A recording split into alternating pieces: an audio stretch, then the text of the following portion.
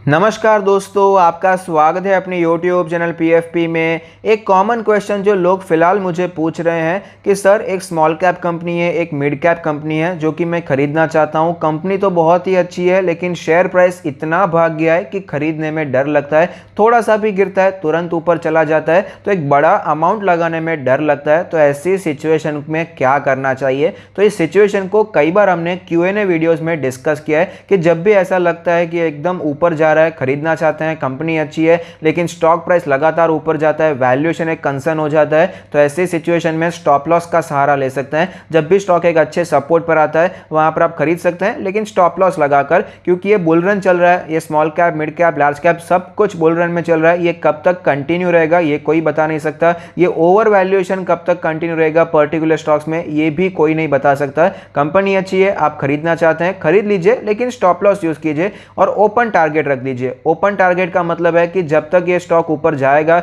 जब तक हमारा स्टॉप लॉस हिट नहीं होता है, तब तक इसे कंटिन्यू करते जाना है। और जैसे जैसे स्टॉक में तेजी आती जाती है उस प्रकार से आप स्टॉप लॉस को भी कंटिन्यूअसली शिफ्ट कर सकते हैं। तो फिलहाल हमें स्मॉल कैप, मिड कैप में एक भारी सेल ऑफ देखने को मिला, लेकिन जैसे ही BSE का क्लैरिफिकेशन आया तो रिकवरी की शुरुआत भी होती हुई नजर आती है। तो इस पूरी घटना का हम फायदा उठा सकते हैं और कुछ क्वालिटी मिड कैप्स में निवेश करने के बारे में सोच सकते हैं। तो आज हम ऐसे 3 स्टॉक के बारे में बात करेंगे जहां पर आप खरीदारी करने के बारे में सोच सकते हैं।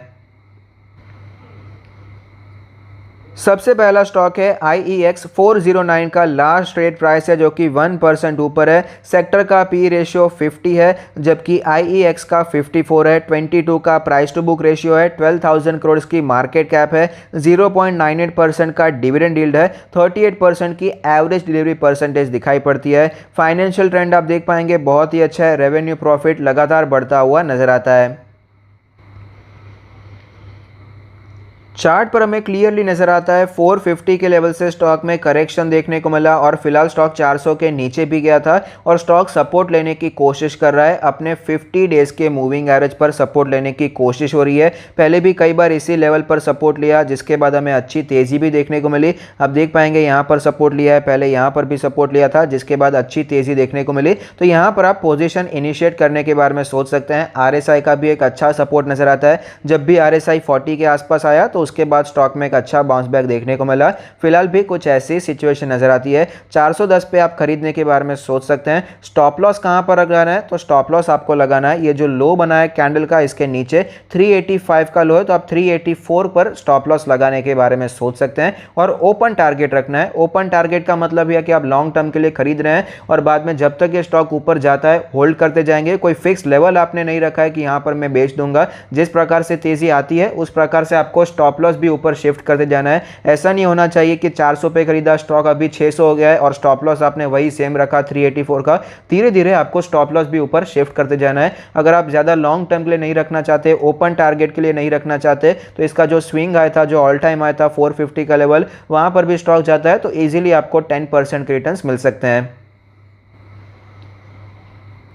दूसरा स्टॉक है पॉलीकैब 1900 का लास्ट ट्रेड प्राइस है। 5% की तेजी दिखाई पड़ती है। सेक्टर का पी रेशियो 31 है, ये 34 के पी रेशियो पर अवेलेबल है। तो बिल्कुल यहाँ पर आपको ओवर वैल्यूएशन नजर नहीं आता, फेयरली वैल्यूड नजर आता है। 5.98 का price to book ratio, 28,000 crore की मार्केट कैप है। 0.53% का डिविडेंड यील्ड है। 51% की डिलीवरी परसेंटेज है। फाइनेंशियल ट्रेंड भी बहुत ही अच्छा है। रेवेन्यू प्रॉफिट लगातार बढ़ता हुआ नजर आता है।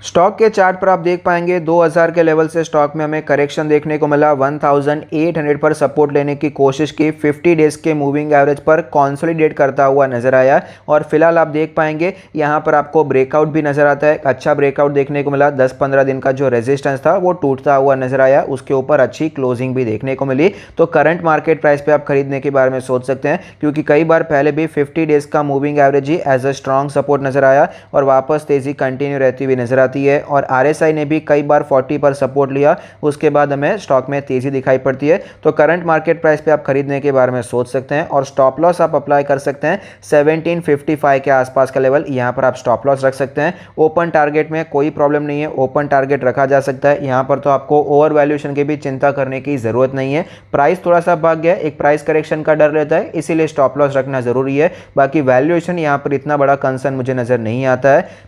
अगर आप एक स्विंग ट्रेडर हैं तो 2000-2050 का टारगेट लेकर भी चल सकते हैं। नेक्स्ट स्टॉक है एस्ट्रल लिमिटेड। 2035 का लास्ट ट्रेड प्राइस है जो कि 2.26% ऊपर है। सेक्टर का पी रेशियो 42 है जबकि एस्ट्रल का 89 है, तो क्लियरली सेक्टर के मुकाबले डबल वैल्यूएशन पे चल रहा है। प्राइस टू बुक रेशियो 26.88 है। मार्केट कैप 40,000 करोड़ की दिग्गज मार्केट कैप है। जब हमने पहली बार स्टॉक को खरीदा था तो तकरीबन 600 रुपये पर खरीदा था, एक्चुअली 800 पर खरीदा था, स्प्लिट एडजस्ट 600 रुपये हो जाता है। तब ये मिड कैप कंपनी थी, ऑलरेडी काफ़ी ज़्यादा भाग चुका है, 3 गुना 3.5 गुना होता हुआ नजर आया। Mid cap company large cap होती हुई नजर आई है। 45% के एवरेज डिलीवरी परसेंटेज है। फाइनेंशियल ट्रेंड आप देख पाएंगे क्लियरली राइजिंग है, रेवेन्यू प्रॉफिट दोनों ही बढ़ता हुआ नजर आता है।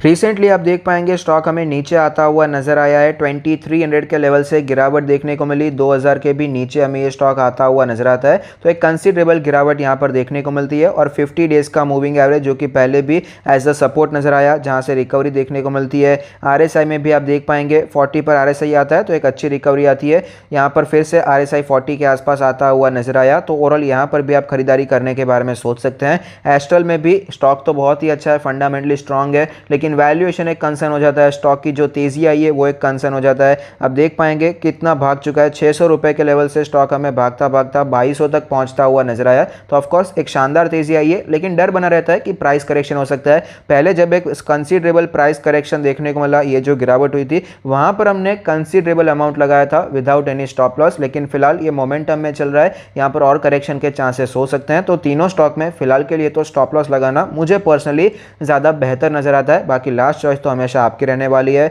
तो करंट मार्केट प्राइस पे आप खरीदारी कर सकते हैं। स्टॉप लॉस कहां पर लगाना है, तो 1948 के आसपास आप स्टॉप लॉस लगा सकते हैं और ओपन टारगेट रख सकते हैं। ओपन टारगेट नहीं भी रखना है तो ये जो इसका आपने स्विंग आया है, ऑल टाइम आया है 2300, वहां का टारगेट रख सकते हैं। इजीली 15% के रिटर्न्स अचीव हो सकते हैं। तो इन तीनों स्टॉक्स में आप खरीदारी करने के बारे में सोच सकते हैं। स्टॉक्स तीनों ही फंडामेंटली बहुत ही स्ट्रांग है, लॉन्ग टर्म के लिए बहुत ही अच्छी कंपनीज हैं। स्टॉप लॉस लगाने का मोटिव मैं आपको समझाना चाहता हूं कि फिलहाल ये स्टॉक्स इतने ज़्यादा भाग चुके हैं कि कभी अगर सेंटीमेंट खराब होता है, वैल्यूएशन अगर सपोज कंसर्न नहीं भी है, लेकिन अगर स्टॉक प्राइस आपका डबल ट्रिपल 4 टाइम्स हो चुका है, अगर सेंटीमेंट थोड़ा सा खराब होता है तो गिरावट के चांसेस हमेशा रहते ही रहते हैं। इसीलिए यहाँ पर स्टॉप लॉस लगाना मेरे हिसाब से ज़रूरी है। और स्टॉप लॉस कैसे लगाना है ये भी मैंने आपको बता दिया है। तो अगर आपको कोई अपने हिसाब से कोई स्टॉक खरीदना है तो वहाँ पर भी आप स्टॉप लॉस लगाकर खरीदने के बारे में सोच सकते हैं। तो अगर आपको ये वीडियो अच्छा लगता है तो प्लीज़ कोई फीडबैक दीजिए। Thank you, stay happy, happy investing.